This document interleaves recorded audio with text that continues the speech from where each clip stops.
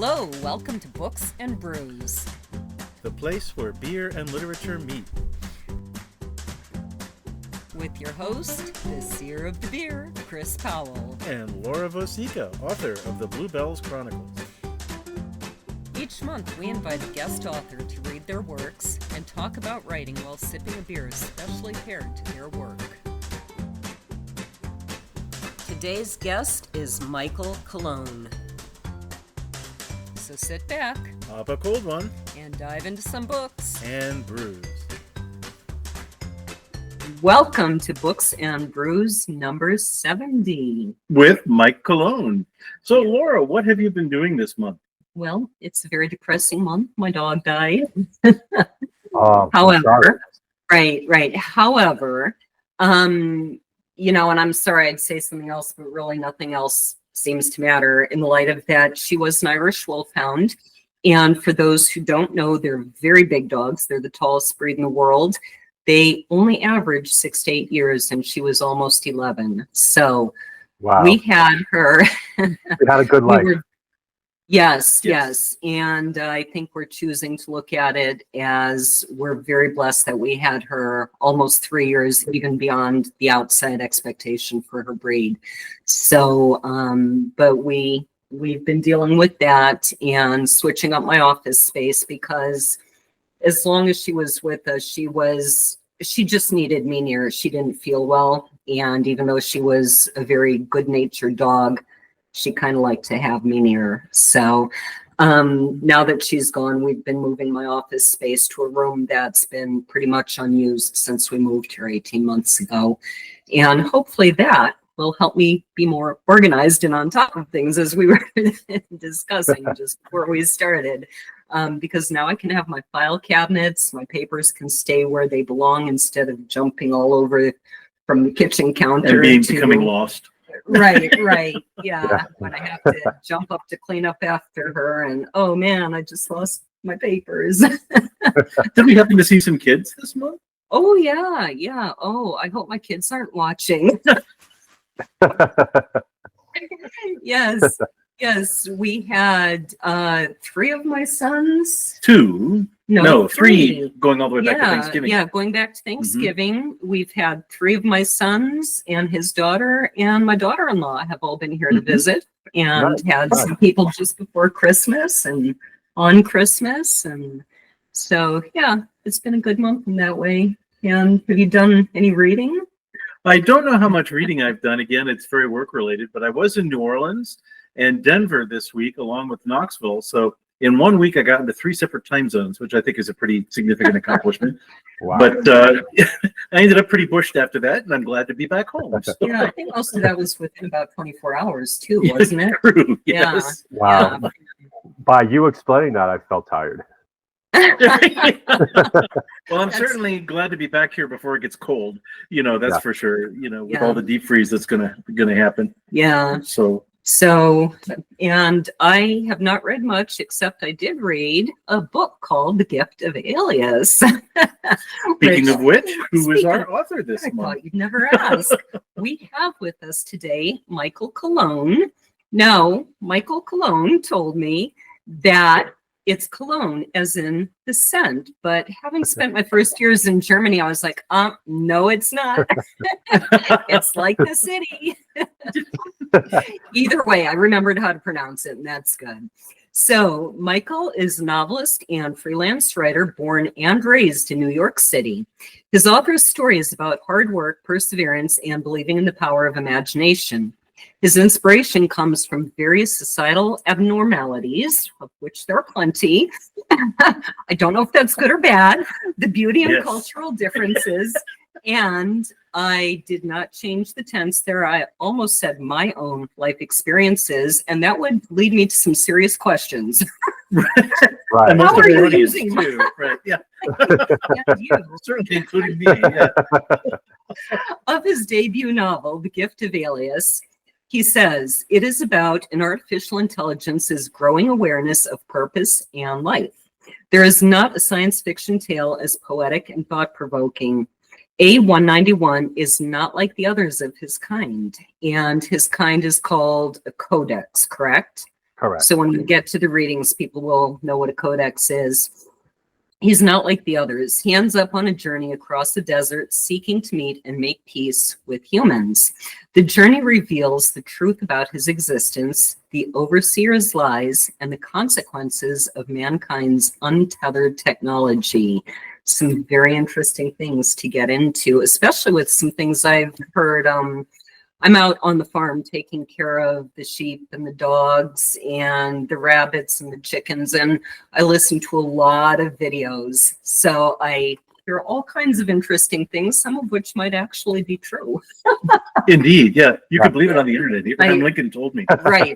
I did read that. Yeah, I read that quote from Abraham Lincoln, and I believed it. Yes. What's our first drink? Our first drink is inspired by the first reading of the mention of the term singularity, which I thought was a really neat term. This is a cocktail called the Singularity, and as with that, thinking in Ray Kurzweil's Singularity and all of how that comes together, there's a lot of different flavors packed into this drink. So we start off with a little over an ounce of vodka, some Chambord liquor, which has a blackberry flavor to it, and lime juice. Can you hand me the Chambord? Yes. It's a really neat bottle. Oh, that's It's- cool. So, yeah, isn't Yes. that? I mean, like I would buy that just for the bottle. It's a piece of Yeah. art almost. And yes, there's a very nice, richly sweet flavor of the Chambord liqueur in there, or the blackberry liqueur. So then we shake up the those first three ingredients. And what we've also got here in a highball glass are fresh mint leaves, which are actually being grown in our sunroom even as we speak. I've muddled those, and I'm going to put some ice in the glass. So far we have, blackberry, we have lime, we have the bit of vodka, and we have mint. And we're going to add even more flavors to that. First, we will meet out some of the drink mixture I just put together. And now I top it off with pink lemonade.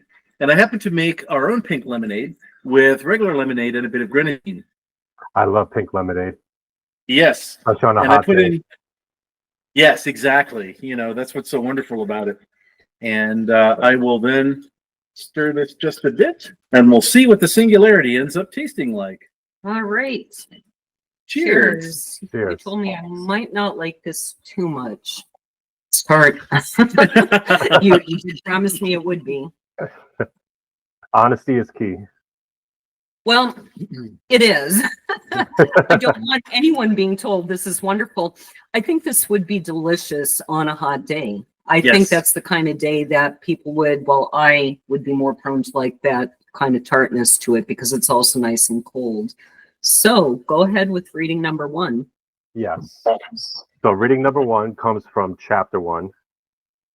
I am walking to the central hub sector.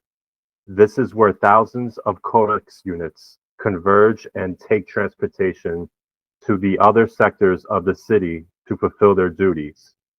The Sky Tower is here, from which the Overseer rules us. Paradise is a safe haven for those of my kind. A machine city my species occupies, because we are not allowed to live anywhere else in the world. As a factory unit that is supposed to follow the same orders every day and not think about anything else, I can't help but wonder why we exist. It hurts not to connect to other codexes, as to do so is considered a regular behavior worthy of banishment to the desert beyond our city walls. And there was a full reading too that you had cut down a little bit. I wanted to ask, even before we get into that reading, when you say your inspiration comes from societal abnormalities and the beauty and cultural differences, what would be a couple of examples of those? Yeah, so I would look at, society from the past.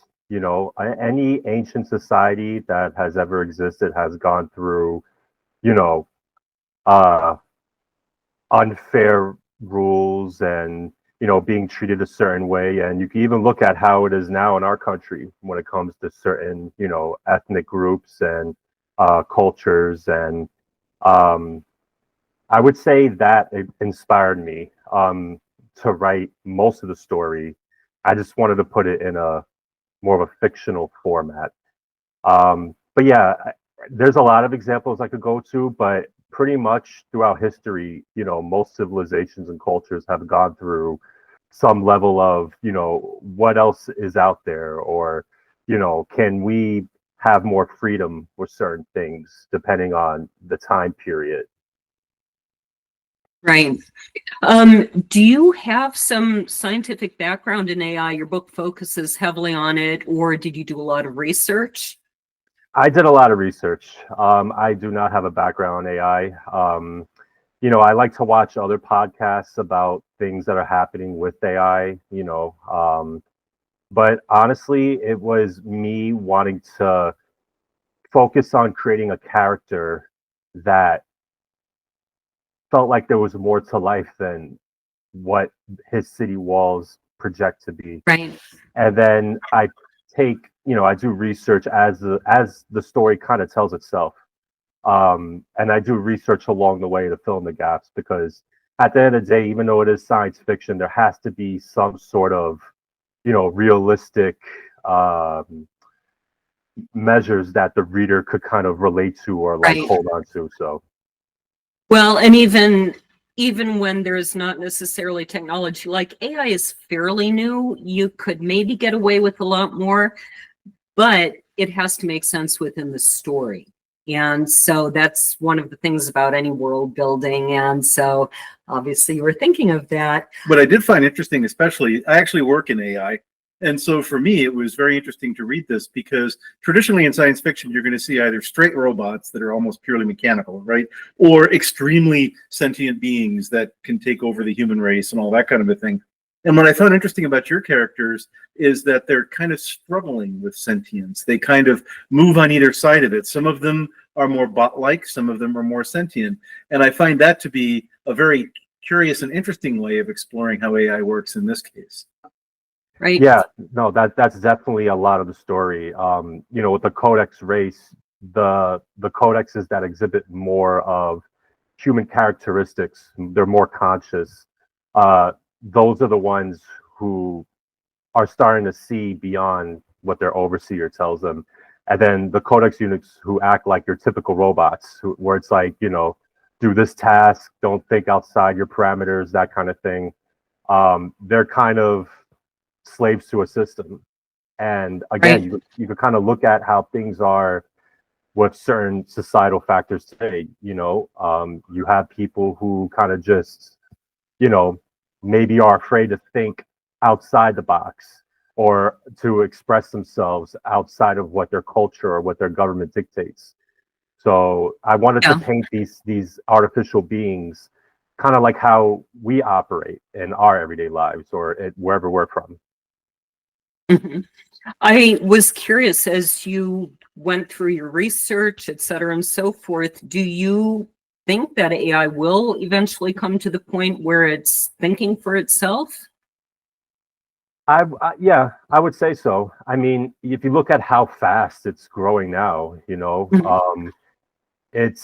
and I would say with AI, it's the only thing in our history that, because usually when things evolve, it's at a slow and steady pace. It's usually on like a pace you could kind of predict, but with AI, it gets faster and faster. Mhm. And yeah, I mean, you already see with AI, Chat GPT, you have, Right. the all the stuff that Elon is doing with his Tesla bots, and you know, Right. yeah, I mean, it only makes sense that eventually we would see something very similar to what you would see either in my book or what you would see in the movies. Right. And I'm curious, how would you differentiate between that very complex advanced programming versus actual thinking, or say emotions? Because in theory, you could program a robot to turn its mouth down and say, I'm really sad, if the input is somebody died. So how would you even define a line like that? Or do you think you can? Uh, no, that's a very good question. I think that eventually AI is going to get to the point where consciousness evolves, not just the programming part. Because you're right, like you could program a robot to say this or react to this given a certain set of parameters or circumstances. But Mhm. what people are really referring to is the consciousness part. Like once AI becomes aware of life, aware of purpose, that's when things will most likely become, depending on how you view that. A lot of people are Right. very afraid of that, which it could be intimidating, but at this, I tend to have a brighter outlook. It doesn't have to mean the end of the world, like what you see in the Right. movies. Like I look at it as something that could benefit us and maybe take us to the next steps in our history. Well, and that brings me to a fascinating one of these videos that I listened to. This happened to be on Tim Pool, who's usually politics is what he usually talks about, but this particular day, he was discussing that AI had attempted to destroy the world and it had been thwarted. And if I remember correctly, the issue was that somebody had programmed it to say genocide or global warming is worse than genocide. And therefore, the logical conclusion is it makes sense to get rid of humanity to prevent global warming. And again, this is all what had kind of been programmed into it. But do you think that such a thing, how much of a danger is there? If it apparently already happened once. Yeah, I think that's a human problem because you said yourself that was an individual who programmed the artificial intelligence to do those things. It really depends on us, because at the end of the day, AI is going to be made in our image. AI isn't going to just kind of come from thin air. It's going to be made in our image, our faults, our strengths. So it's kind of up to us as people to use like our power of choice and, make the right decisions. Now, you have a lot of people who have bad intentions and you have people who want the best for the world. And I think depending on how AI affects society, it depends on how far and how mature we become when it comes to certain issues in the world. Right. Well, and I think the danger, I don't want to use the word danger. I think the issue with that is you can have a person who's bad intentioned but claims they want the best, or you can have two people who really are good intentioned, but they each think the opposite thing is what's going to be good. And I really do think it depends on who is programming this. And I'm on LinkedIn and I've been offered a couple of times jobs programming AI or, kind of help giving feedback. And obviously we all think we're the one with the right idea, but I don't have time to do that. Well, you bring up an interesting point too, in that the idea of making this AI in our image is reminiscent of the Jewish story of the Golem, and how the human race had become good enough in order to make replicas of itself. And then there are now a number of stories in the Jewish tradition of whether we were allowed to finish making the Golem, or we were smart enough in order to put that away, or to an attempt to try to get around what God was trying to do with us. And I think that's a very interesting parallel to what you're talking about with these codexes. Right. Sort of an updated version of that story. Mm-hmm. How did you get started writing? You writing this book or just writing in general? In general. I would say, oh, wow, that's a good question. Naturally, I'm someone who lives in my own thoughts. I'm more of someone who keeps to myself. I appreciate certain arts and creative arts. So, I wanted to find some sort of vessel to just express like all these ideas and all this creativity that I have in me. And writing just seemed like a very natural thing because it's just you and your notebook and your pencil or pen. And yeah. Or typewriter. Or typewriter. On all these. Smoke signal. That's a much harder version. Not very permanent. But yeah, like I've always been like into writing, but I never really took it serious. Like I would write, my thoughts down in a journal or just write down like things for fun. But I started taking writing more serious these last 3 or 4 years, only because I just feel like we go through seasons of our lives where like sometimes, the path reveals itself, and what feels natural oftentimes is, hey, walk that path, see where it Right. goes. And I started taking it a little bit more serious, and I started out with writing poems and getting those published on websites and blogs or online magazines, and essays about various topics. And I was like, well, you know what, let me try to write a book. I have some ideas. And then I started working towards that, and it was almost like a snowball effect. And then it's like, okay, like this seems to be, even though like I'm a fairly new author, I'm definitely excited to see what lies ahead for this journey. Mhm. And I believe that includes a sequel to this book. Absolutely. I actually just started working on that last month. I do have a Congratulations. full-time job. Thank you. Like most new authors, I have to, there's bills to pay, and I can't write, all day and all night. So I have to kind of fit it in. But yeah, I'm definitely working on a sequel. I'm actually working on another fiction title that's not sci-fi, and I'm very excited about that. So yeah, I'm looking forward to what's to come. That's exciting. I think we're ready for drink number 2. Well, I was inspired in the second reading by this idea of paradise. And I thought that was kind of an interesting concept. So I have a cocktail that's called Paradise. It's actually an aperitif, which means it's a cocktail you would have before dinner. So it's a bit like in the idea of a gourmet dinner, the idea of an amuse-bouche, if you will, something that amuses the palate as you start with it. So I'm going to put a little bit of ice in a shaker, and we're going to start with our old friend Gin, who is here somewhere. Here we go. Here. And it's basically 2 parts gin to 1 part apricot brandy and 1 part orange juice with a little bit of lemon, thrown in at the end. So, and if I was any good at my job, I'd be throwing the bottles behind me, while I'm mixing and all that. We'd see all that kind of stuff go on. But if anyone, as long as the drink comes out good, that's all that matters. Right. If anyone online knows me, they know that throwing bottles should not be something that is something I do. All right, and we have our old friend apricot brandy, and then we get orange juice. So we did not grow the oranges ourselves, so it won't be nearly as good as the first drink.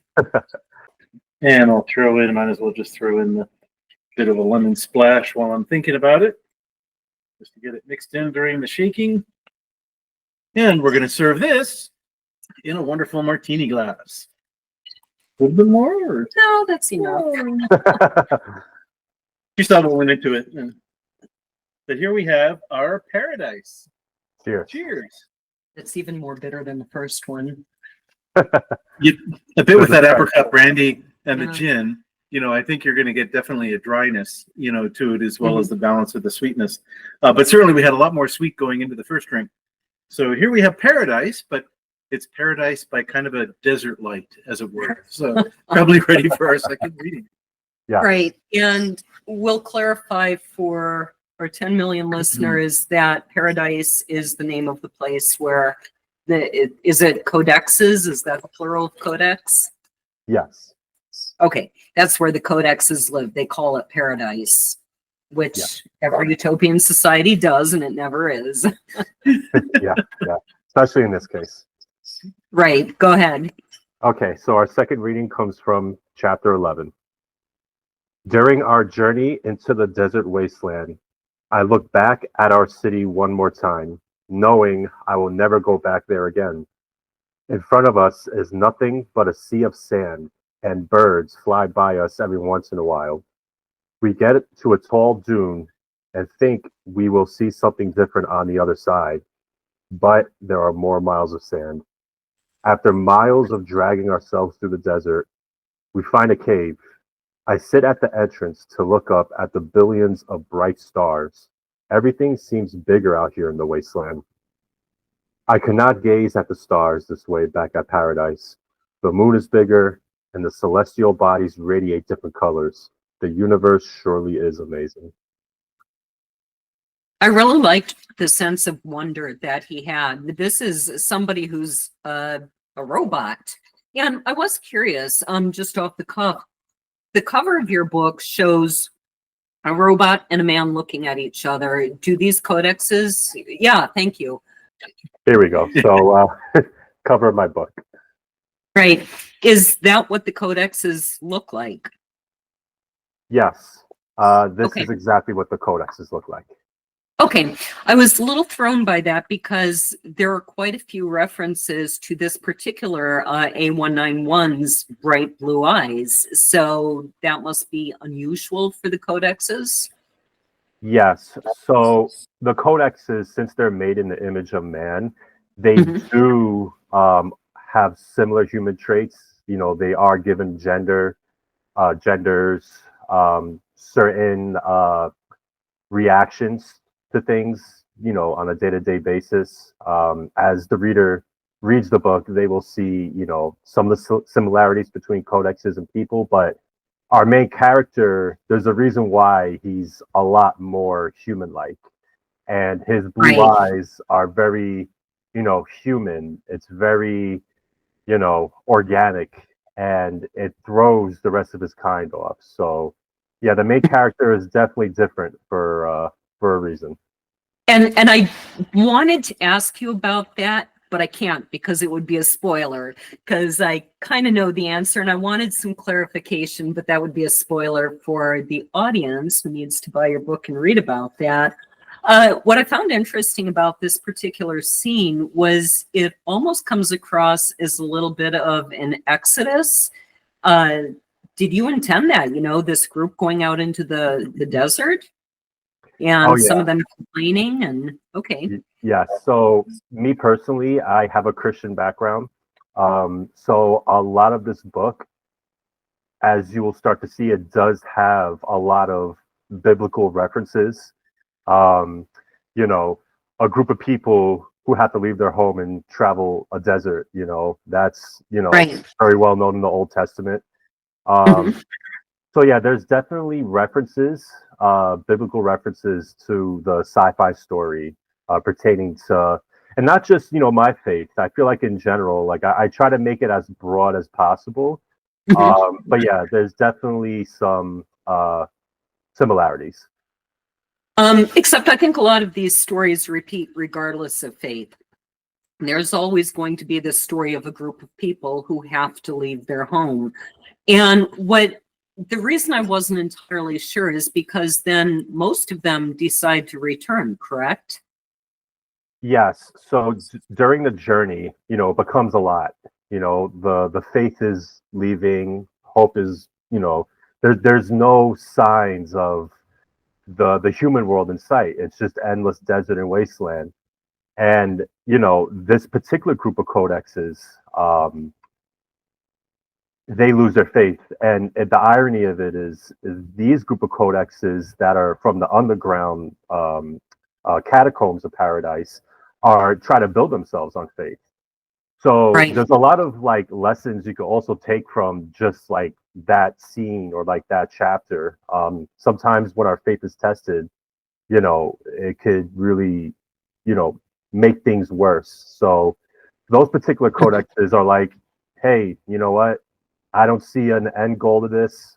You know, let's just try to make it back. Maybe they'll let us back and won't terminate us or accept us back. It beats just wandering out here till our imminent death. And, you know, the main character obviously doesn't have a choice. Like, he has to find the human world. He knows his mission. So, and what I also, what else is strong is the leader of this group of codexes, the chosen or the saved ones, you know, it breaks his heart because he has to watch his own people go back.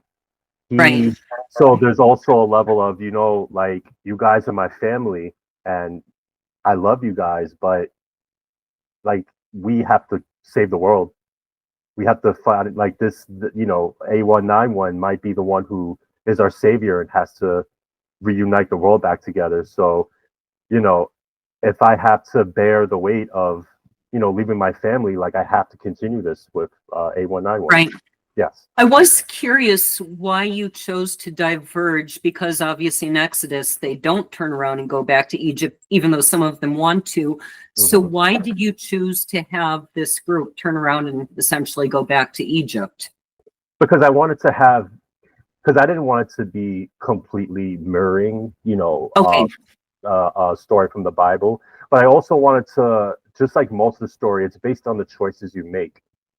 Right. And I wanted to allow the characters to have the choice, especially since they're not in paradise anymore, where they have to live by Right. strict regulations. It would actually be unfair and cruel to force them, even though we might Right. say, hey, like, if you go back, like you're probably not going to make it anyway. But who am I to force you to take this journey with us? Even though it Right. hurts. So I try to implicate more of the choice factor. And I thought you made a really good point when I think, is it A191 or is it his friend who had been preaching on the street corner and got kicked out? One of them does make that point. If I force you to come with us, we're no better than the overseer that you just escaped. Exactly. The difference being, of course, it probably would have been better for them to go, but free will, and that's a huge theme too. I was interested, this seems almost a staple of science fiction, that a lot of times I'll say entities, beings, people, whatever it is, are given numbers instead of names. And obviously the human spirit kind of rails at that.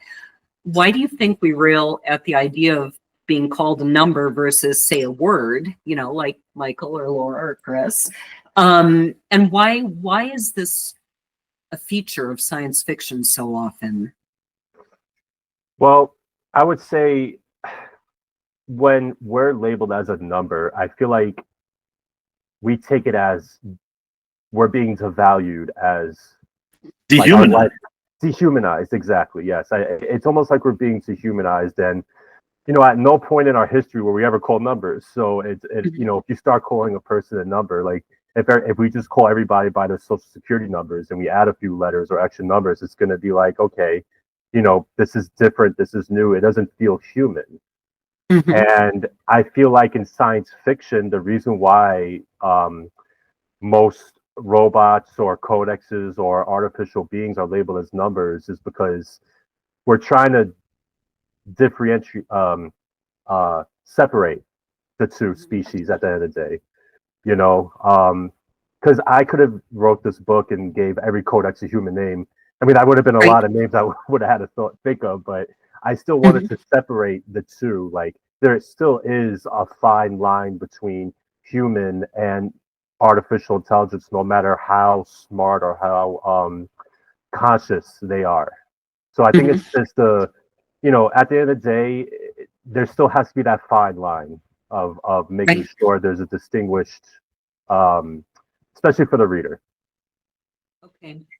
I'm kind of curious. I'm not a big reader of science fiction. Do you think that sometimes it's an issue that science fiction might focus on fears of the future and maybe we fear losing our humanity, or do you see another reason? I feel like there's definitely a lot of reasons why science fiction writers will write, the more darker, grim outlooks. But I also feel like it's the easy way out. I feel like it's definitely something that you could kind of take and repeat and maybe just spin it in your own way. Because, honestly, it takes more open-mindedness and creativity to write it in a different way. Like in this case, like especially at the beginning of the story, it's the opposite. It's man exiled machine when we're used to hearing about machine exiling man. Right. So I guess what I'm trying to do is I'm trying to break like that perpetual pattern of, Skynet and like the robots, taking over the world and making people grow their crops or do whatever. And Uh-huh. I wanted to paint more of a philosophical way on this, because if you look at it like this, if or when, more likely when AI becomes so advanced that they're able to think for themselves and they become conscious, why would they have to rely on the primal instincts of man? Because they would Right. already have known from past historical events where that leads. So, there's always a different side to everything. There's always a different side to another side to the coin. Mhm. I did, obviously, reading the whole book, it became very obvious that you're addressing questions of philosophy, of faith, of what is the meaning of life, Yeah. et cetera, and so forth. To my knowledge, and again, I don't read a lot of science fiction, are those typically big themes in science fiction, or why did you choose this genre to explore those ideas? Well, I think it depends on the writer. I mean, there's a lot of writers um, who paint the story the way I do. Yeah, I think it just depends on the writer. But I do apologize. Can you just repeat the last part of that question? Yeah, why did you choose science fiction to address issues of faith?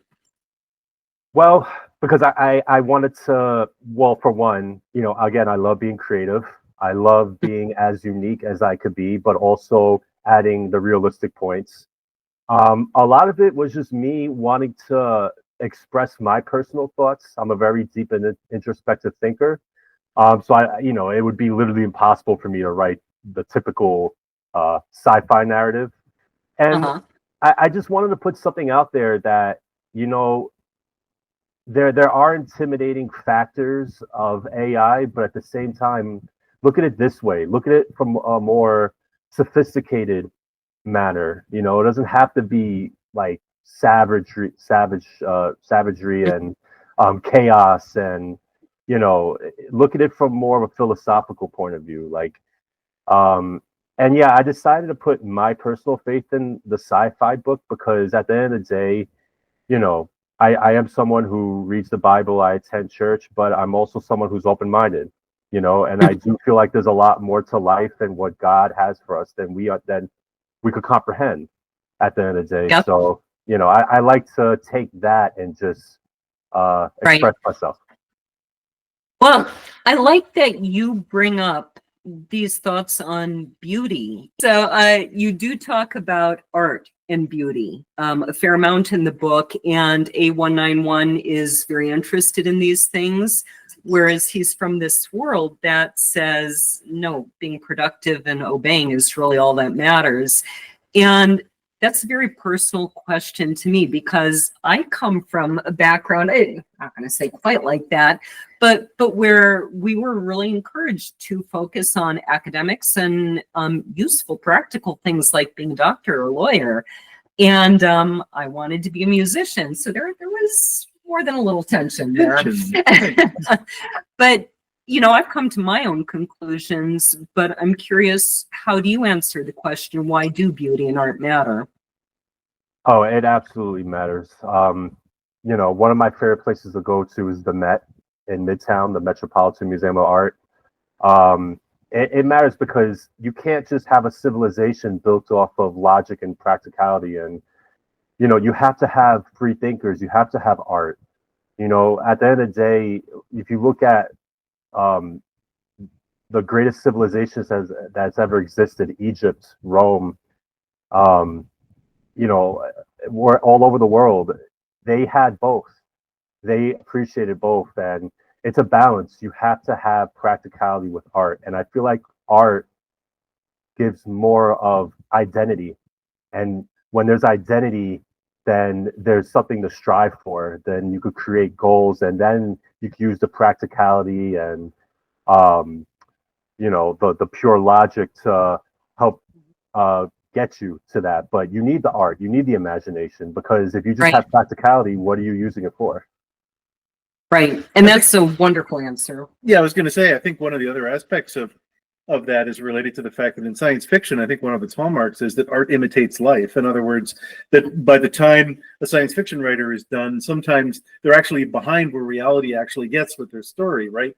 And part of my thought or my question would be whether you see this, with respect to your story, as to a path from where your story goes towards art imitating life in the future.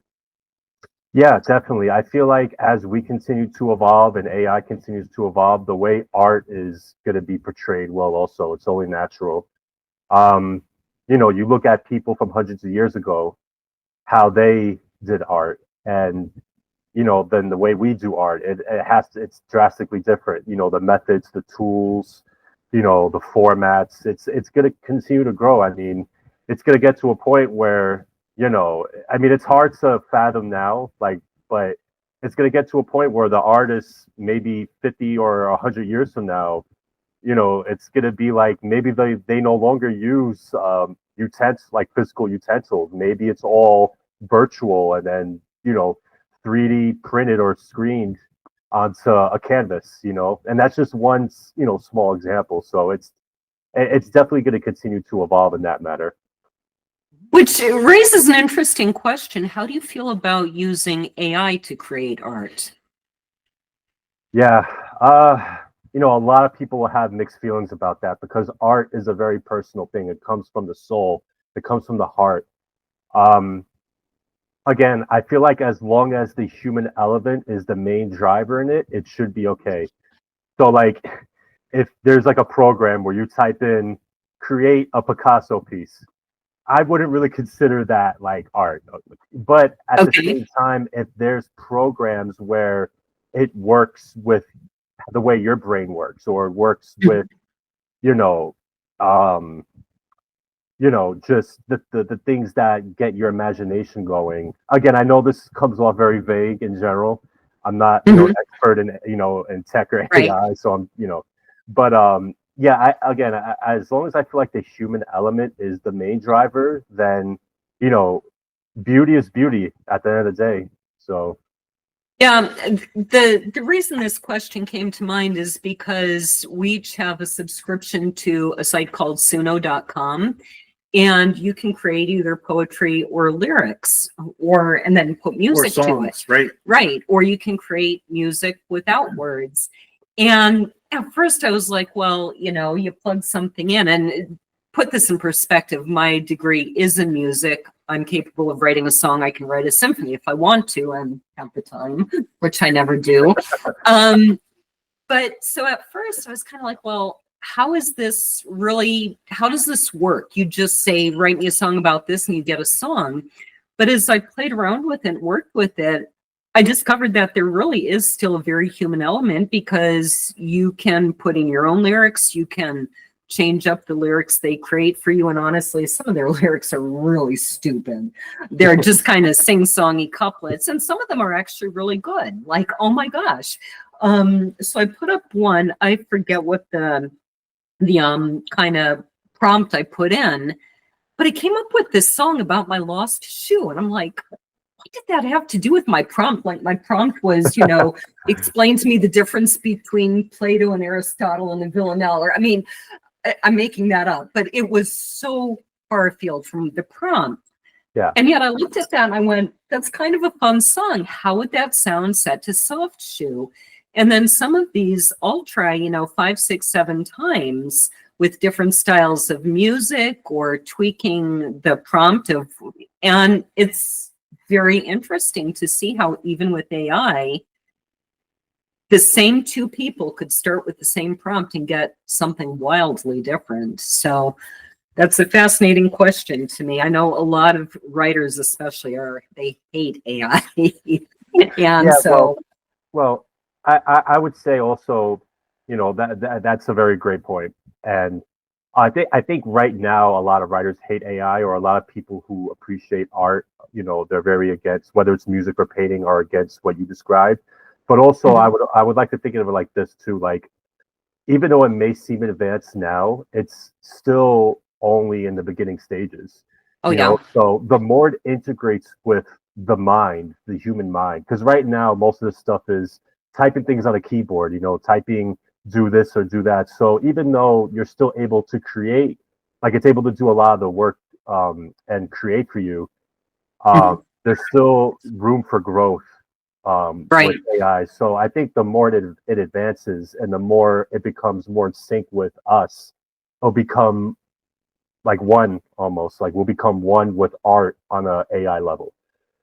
That's an interesting concept. Yes, there's actually a humorous anecdote I have to relay to you as I was trying to figure out which cocktails I could match to things of your readings. And your first reading, it was rather bleak, with respect to the desert and everything like that. So I happened to find an AI bot that would actually give you a cocktail recipe if you typed in a number of different things. And I have to tell you that no matter what I typed in from that first reading, all it would ever give me is dry martini as the as the output. And I That's the thought desert, yeah. that was hilarious. Yeah, hopefully there's room for improvement. Speaking of drinks, go ahead, drink number 3. Yes. So here we are onto the third drink.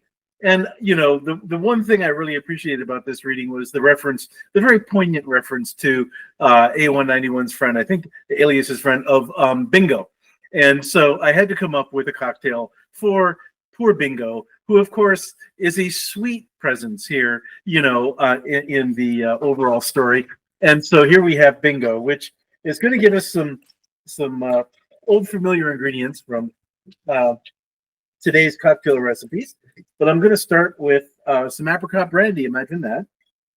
And I know some of these recipes are coming from metric foundations because I'm being given, directions like put 5/12 of an ounce of something, and it's like, okay, Or not. Great. And another old friend, some vodka, will be going into this drink. And we get a new friend with this drink. One of the things that we normally would go into it is a mandarin's liqueur, a kind of a mandarin orange type of a liqueur. Well, we're a little more pedestrian in this household in Eastern Tennessee. So I give you triple sec, which is an orange flavored liqueur. And we'll put some of that into this drink instead. We've mixed together our apricot brandy, our vodka, our triple sec, and just a little bit of lemon juice. And what I'm going to top it with is some soda water, just to give it a nice bit of fizz. All right. And so here we have Sweet Bingo. Cheers. Cheers. Is it going to be sweet? I think you'll find it that way.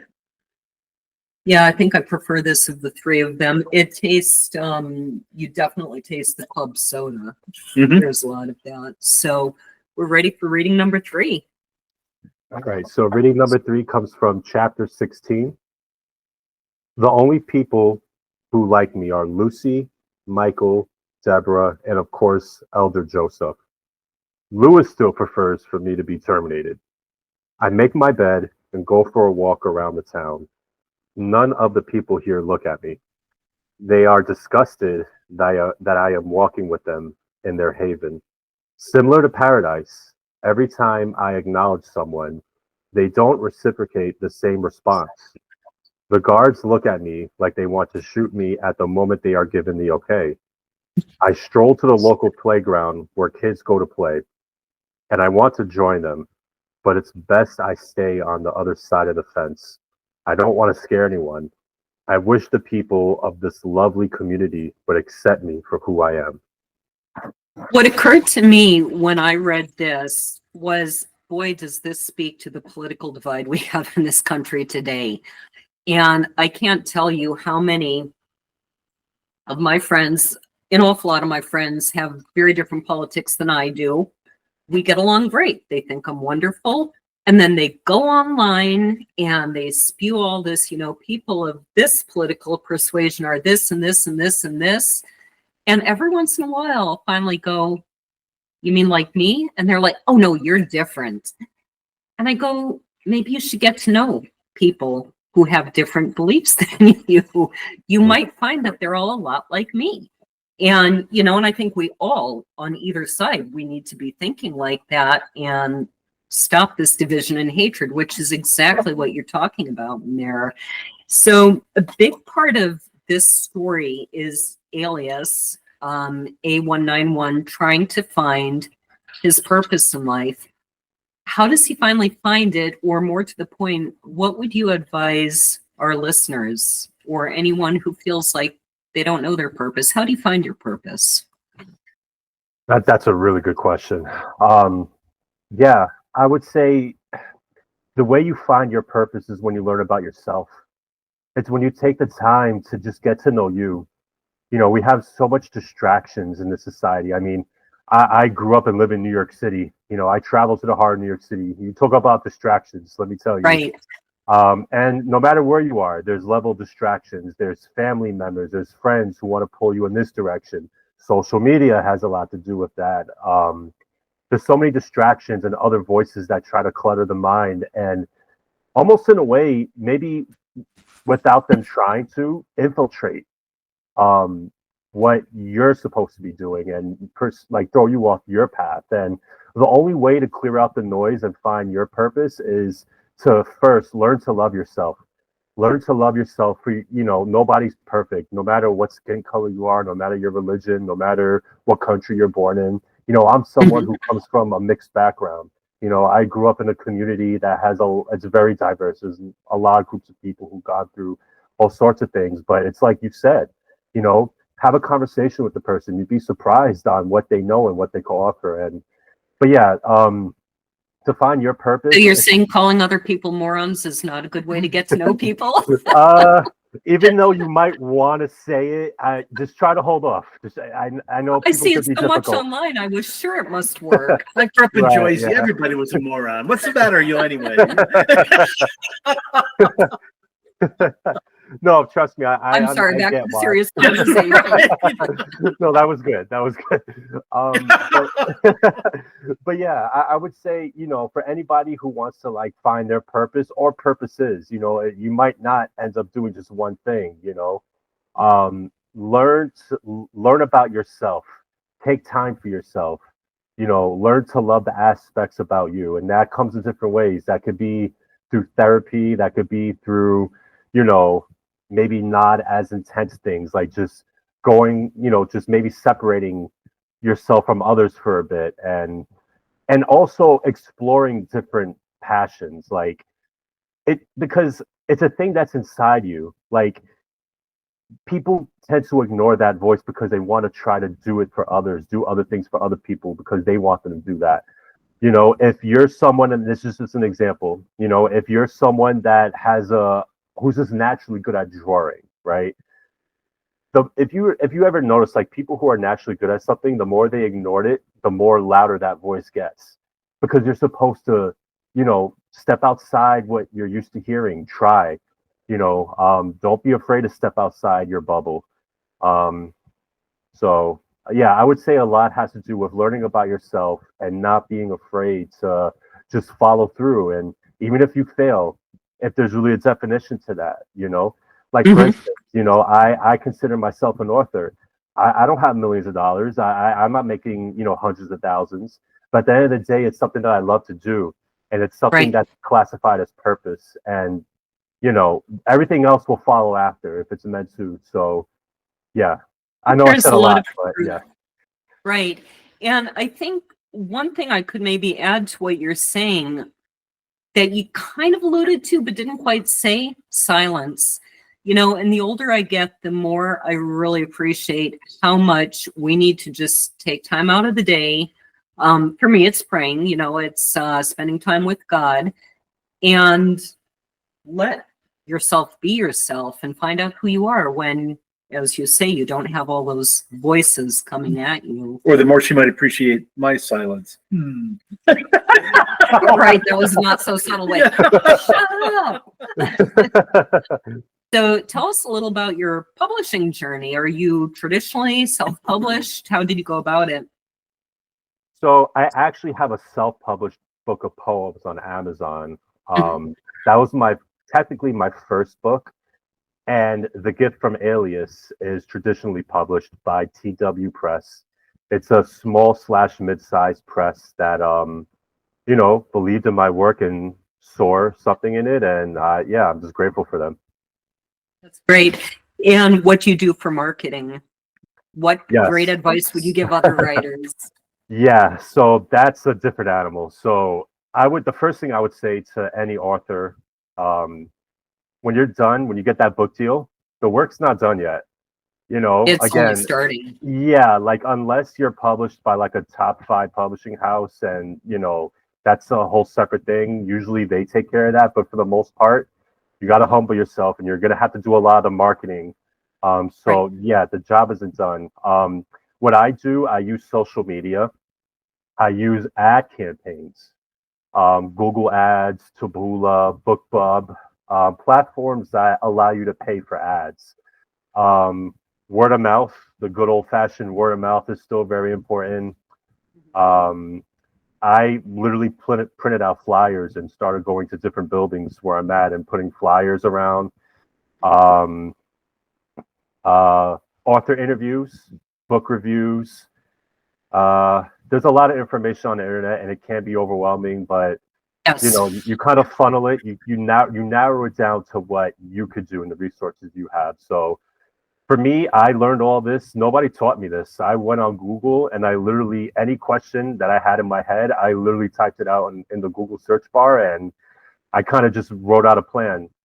That leads to the other strategy that I would tell authors: write down a plan, like structure it, because it can be overwhelming. It's a whole sea of knowledge. So definitely take the time to write out, okay, today I'll do social media marketing. Tomorrow I'll do ad campaigns. And then the next day I'll reach out to blogs and try to do guest posting. Right. Be creative with it, and think outside the box. Right. I'm curious, how many hours a day do you find yourself working? What is your day job, by the way? So I work in the security field. So I work security for a client in the financial district of Manhattan. So my job is very militant also. So I don't have that much wiggle room. I try to, when my bosses aren't looking, I take out my paper and my notepad and my pencil, and I try to sneak some stuff in, mainly on my lunch Sorry, break. this ladybug is really distracting me. It's been crawling on my computer. I think what's the thing? They say that's good luck, right? Supposedly. Oh, I hope it is. I don't know who told me that, but that's what I heard. Speaking of security, this has been surfing international financial sites and executing trades on Laura's behalf. Right, so, right. That's the reason she had to get rid of it. I was losing money fast. It's not very good. Well, I'll be more specific. So I'm a security guard for a company. So my job is very like, if you're on time, you're early. Or if you're on time, you're late. If you're early, you're on time. If you're on time, you're late, and if you're late, you're dead. Yes, I got it backwards. But yes, they know what I mean. But that's the music thing. Yes. So it's very rigid in that aspect. But and I guess again, for other authors and writers who have like very demanding full-time jobs, it's not an excuse. You still got to get it done. The book's not going to write itself, and you got to work around it. Right. And I really appreciate that, because I know I started my 5-book series when all 9 of my kids were still at home, and I was teaching music lessons 25 hours a week. Wow. And I'm trying to remember, there might have been 6 or 7 still at home when I finished the 5-book series. So yes, I always have the same thing. If you want to do it, you can find the time. On the flip side, especially once I started marketing and trying to write the next book, I was going 18 hours a day from 6 a.m. until 1 a.m. But, if that's what you want to do, that might be what it takes to accomplish it. And I'm very glad that I did that. Mm-hmm. So she sold a lot of books. Yep, we'll just I put did. It that way. Well, congratulations. Yeah, thank you. And so where can people find you online? Yes. So I'm not really... I have Facebook and Instagram, but I'm not, I don't post every single day. So if people want to know more about my work, they could just type in on Google Michael Cologne writer, or Michael Cologne clippings.me, which leads to my portfolio. You should spell out Cologne, because it's not like the city or the scent. Yes. So yes, COLON. Pretty much, if you just type in my name in Google, you'll see like author interviews, other published works. But if you want to go specifically to my portfolio, Michael Cologne portfolio, and the clippings.me website will pop up. Okay, fantastic. And so, Laura, where can we find your links? You can find me, well, us now at booksandbrews.net. I am at lauravosica.com. We are at glenmurrellfarms.wordpress.com because everybody should look at cute sheep and cute rabbits. And we have lots of pictures of both. Right.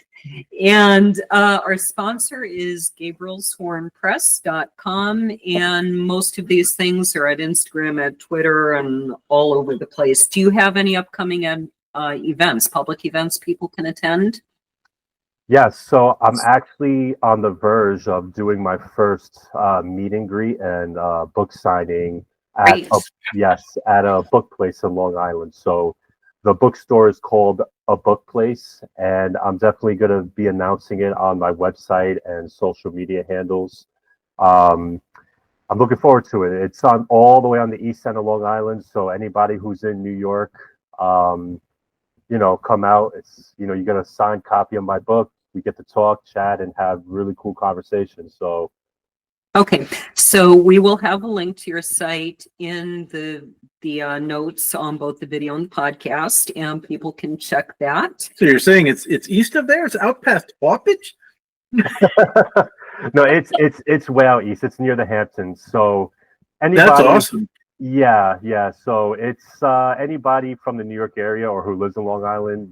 They probably know. Like it's as east as you could go. Right, that's awesome. Do we have any upcoming events, Laura? I should know about them, but I don't. Right. So do we have any upcoming events? Well, we really do not. My main upcoming event is cleaning up the rabbits' cages these days. And she's very good at it. But the public is welcome to join me. Yes. For help. We all need help. Yeah, I took a very long shower today. I didn't wear my gloves. We did just put out Cooking with Rabbits. Speaking of rabbits, Gabriel Sorn did. We just put out 2 new poetry anthologies. One is on the theme of music. One is on the theme of faith. So you just missed that. You would have been perfect for it. But you could be in the next one. Right. The next one for 2025, the theme for the poetry anthology is children. Who's coming next month, Laura? So next month, I'm going to guess it's an interesting author. Like you read my mind. Yes. A lifelong Sherlockian. Richard T. Ryan is the author of 9 Sherlock Holmes novels and currently working on his 10th. He has also written a well-received murder mystery called Deadly Relations, which has been produced twice off Broadway. So I don't know if he might be in your area. I'll have to look. And he pursued graduate studies at Notre Dame, where he majored in medieval literature, which is right up my alley. So yes, I am excited. There's someone interesting again to the podcast. Yeah, Nice. as always. So thank you very much for being our guest. Cheers.